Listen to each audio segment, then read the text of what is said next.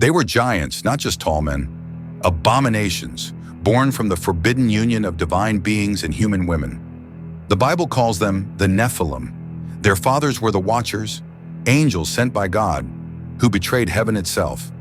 But one man saw it all coming. His name was Enoch. He walked with God. He never died. He was taken, body and soul, into heaven, before the flood, before the destruction, before the silence. His writings were hidden for centuries. They speak of angels descending upon Mount Hermon, of forbidden knowledge, corrupted DNA, and a plan that nearly erased humanity. This isn't mythology, this is scripture. And what's coming might be a repeat of what happened back then. In the book of Genesis, we meet a man named Enoch, the great-grandfather of Noah. Genesis 5:24 says something shocking. Enoch walked with God, and he was not, for God took him. What does that even mean? Enoch never died. God took him alive.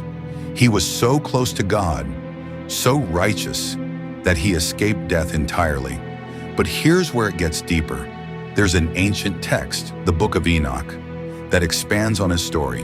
Though it's not included in most Bibles today, it was well known in the time of Jesus, and even quoted in Jude 1:14-15.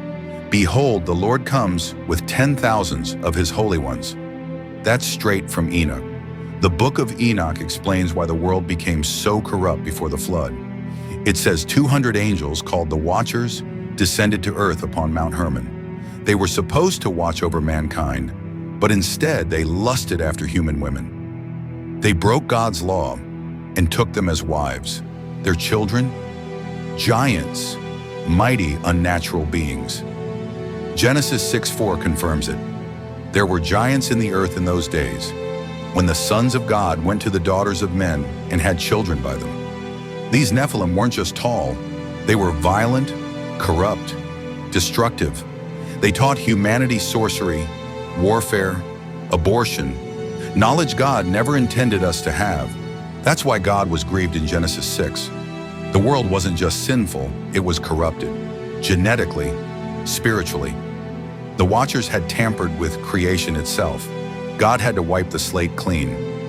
Only Noah was pure in his generations. Genesis 6:9. That doesn't just mean morally good. It implies his bloodline hadn't been tainted. So God sends the flood, not only as judgment, but as a rescue mission for humanity. Enoch, the man who warned them, was already gone, taken by God before the flood. According to the Book of Enoch, he was shown heavenly secrets, future judgments, and the final return of the Lord with his holy ones. He even prophesied judgment upon the Watchers. You will have no peace, for you have taught mankind unrighteousness. The fallen angels were bound in the abyss. Jude 1:6 confirms this. The angels who did not keep their proper domain, he has kept in eternal chains under darkness.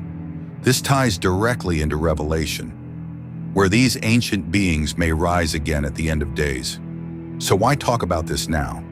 Because Jesus himself said, Matthew 24:37, as it was in the days of Noah, so it will be at the coming of the Son of Man.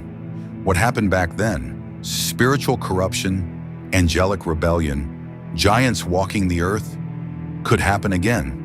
That's why Enoch's story matters. That's why the Nephilim story isn't just ancient history, it's prophecy. So now you know, Enoch wasn't just a righteous man, he was a prophet who walked with heaven. The Watchers weren't just rebels. They tampered with the very nature of mankind. And the Nephilim were more than giants. They were the forbidden offspring of heaven and earth. And the Bible doesn't hide it. It's right there, if you have eyes to see.